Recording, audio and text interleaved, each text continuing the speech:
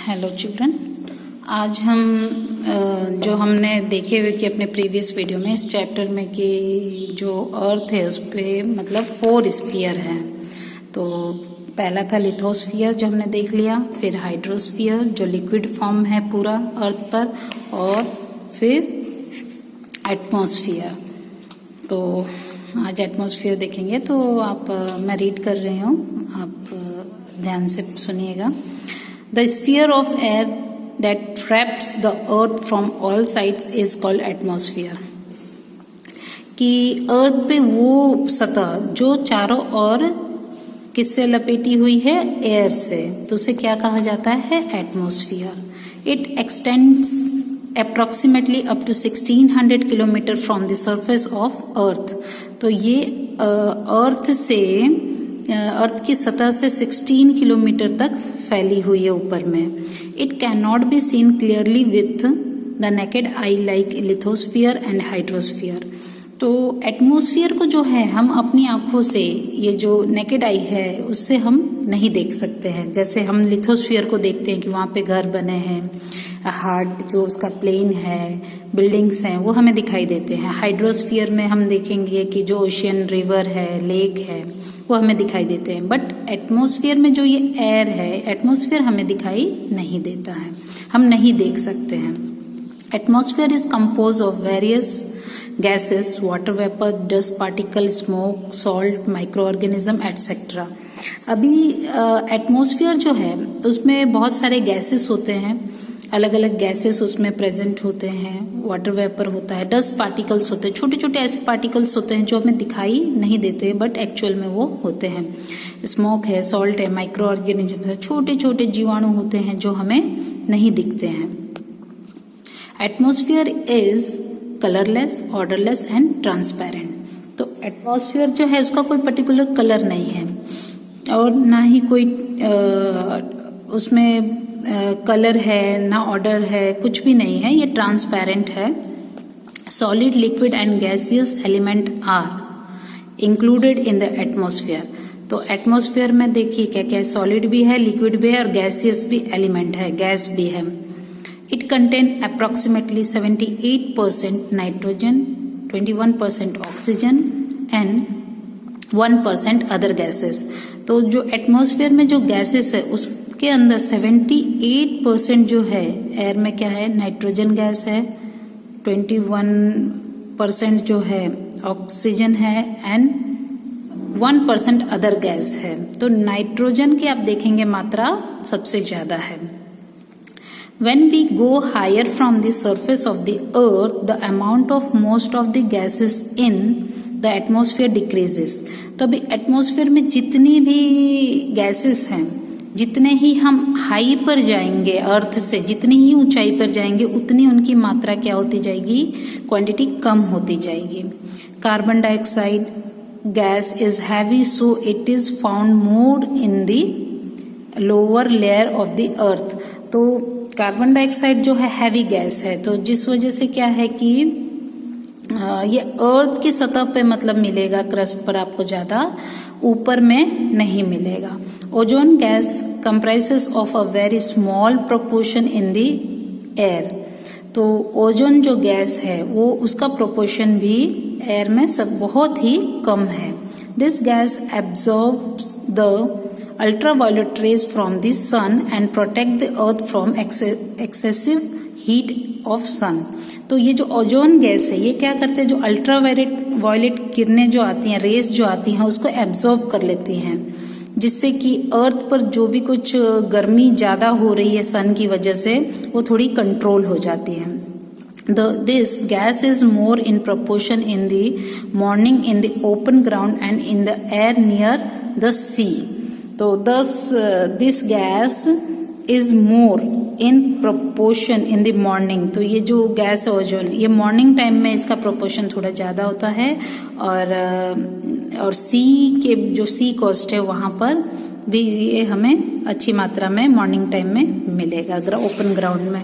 तो अब यहाँ पे ये पिक्चर देखिए आप, ये दिखाया गया है अर्थ पे, मतलब ये नाइट्रोजन 78%, अदर गैसेस है 0.98% एंड ऑक्सीजन है 20.99%.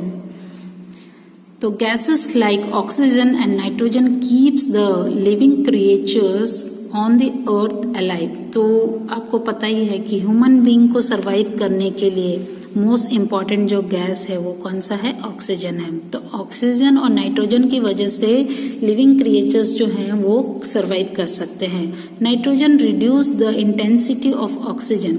Water is the most important component in the atmosphere. तो जो मेन है वाटर है, मेन कंपोनेंट है एटमॉस्फेयर का। इन the atmosphere due to heat the water in the form of vapor evaporate and mix with air which is known as moisture.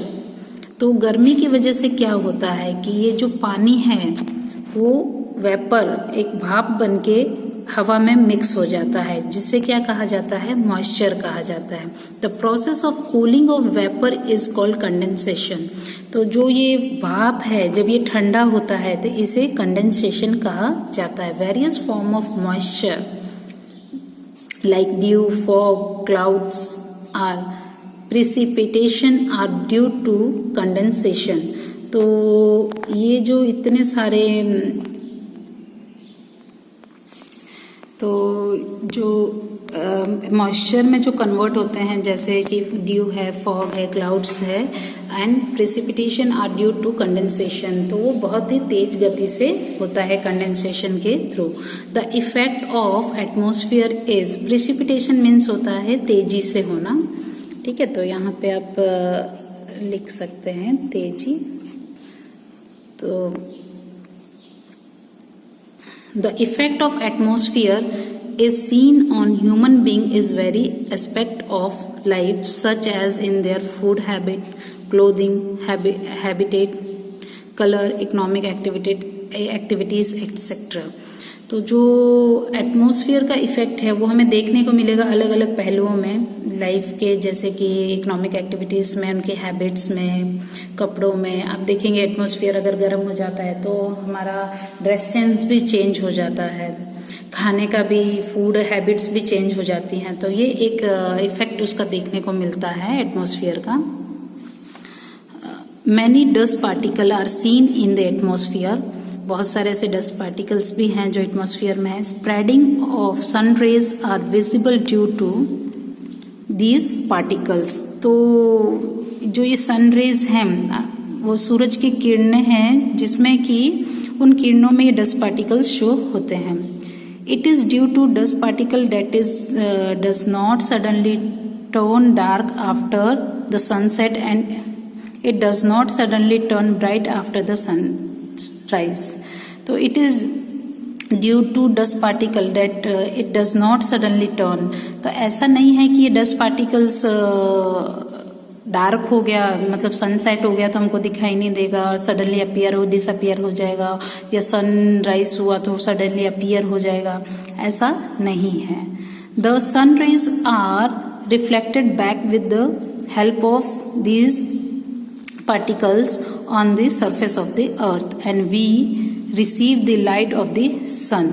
तो जो सन की dark जो किरणें आती हैं हार्ड, वो क्या होता है कि डस्ट पार्टिकल की वजह से रिफ्लेक्ट हो जाती हैं और हमें एक सही जो है अमाउंट में सनलाइट रिसीव होता है। We are able to listen to the sound due to. तो ये एटमॉस्फेयर की ही वजह से हम इस लायक हैं कि हमें कुछ सुनाई देता है, हम सुन सकते हैं। That is why radio and Doordarshan telecast is possible. तो आपने देखा ये रेडियो जो है और दूरदर्शन जो चलता है, हम इसी वजह से इसको रिसीव कर पाते हैं, देख पाते हैं, सुन पाते हैं।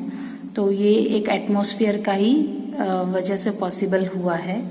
तो एटमॉस्फेयर हमने देख लिया कि एटमॉस्फेयर में कई गैसेस हैं, उनकी क्या अमाउंट है, ठीक है, और डस्ट पार्टिकल्स हैं, उसकी एटमॉस्फेयर की वजह से लाइफ में क्या चेंजेस आ जाती हैं, हैबिट्स में क्या चेंज आते हैं। तो ये थर्ड स्फीयर था अर्थ का। अब हम इसके बाद बायोस्फीयर देखेंगे जो अपने नेक्स्ट वीडियो में हम कंटिन्यू करेंगे इस चैप्टर को। तो आई होप कि आप लोग यहाँ तक अच्छे से समझ गए होंगे। Thank you.